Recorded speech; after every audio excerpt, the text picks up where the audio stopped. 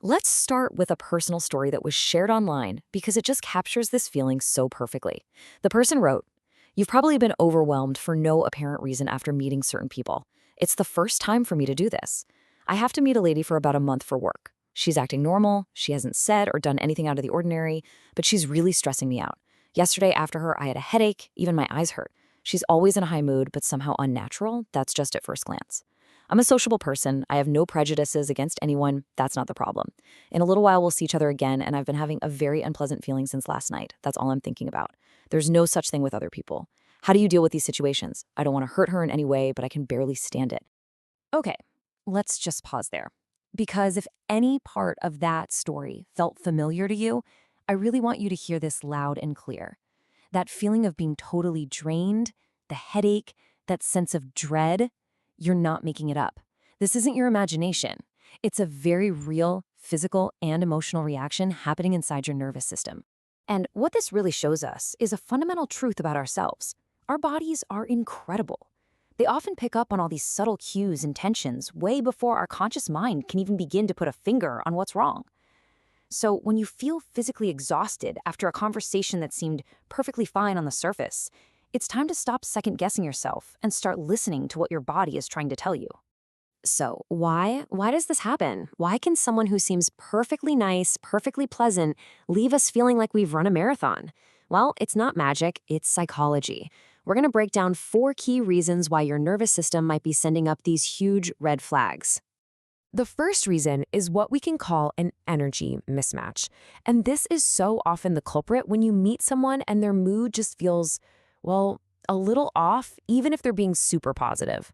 You see, your brain is like this amazing pattern-matching machine. And when someone's words are saying, "I'm so happy," but their tone or their body language or just their overall vibe feels out of sync, your brain goes on high alert. It starts working overtime in the background, constantly scanning, trying to figure out what's real and what isn't. And that vigilance, even if you don't notice you're doing it, burns a ton of mental energy. It's absolutely exhausting. All right, let's move on to our second reason, because this one builds on the first. Here, the focus kind of shifts away from the other person and turns inward, to our own internal effort. We're talking about suppressed tension.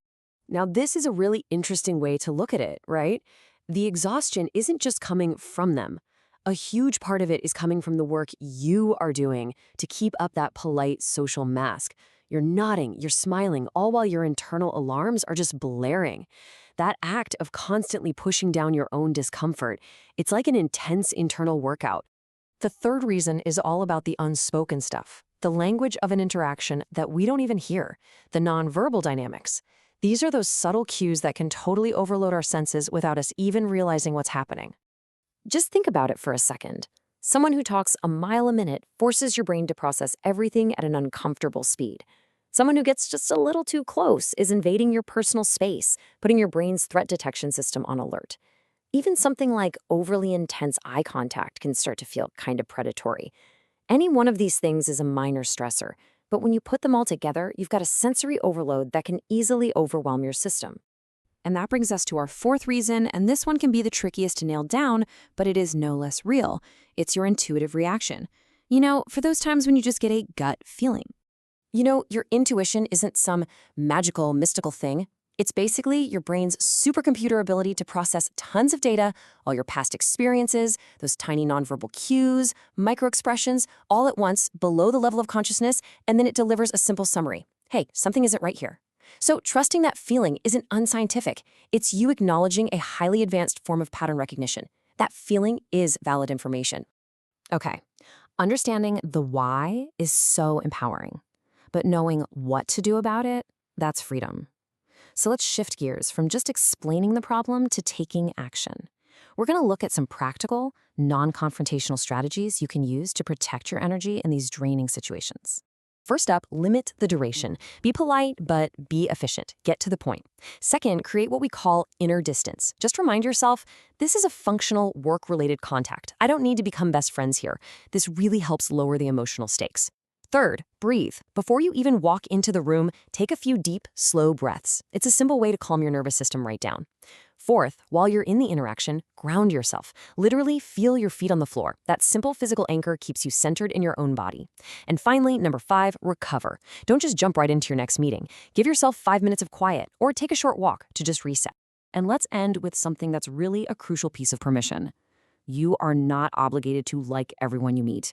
You don't need some huge, dramatic, good reason to feel uncomfortable or drained by someone. Sometimes your energy or your communication style or just your nervous system is simply not a match with theirs. And you know what? That is perfectly okay. So I'm going to leave you with this question to think about.